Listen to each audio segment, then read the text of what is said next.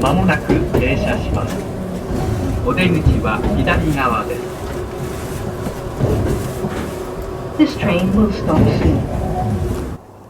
富士急行線の下吉田駅に来ています。ここの駅の構内に電鈴式踏切があるって聞いたんですけど、ありましたね。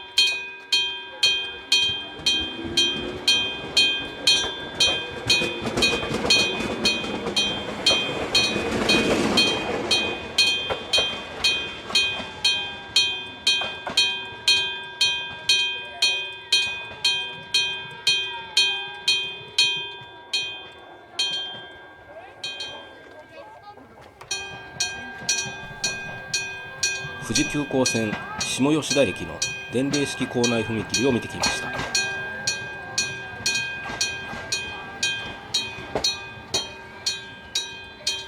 ご視聴ありがとうございました。よろしければチャンネル登録と高評価をお願いいたします。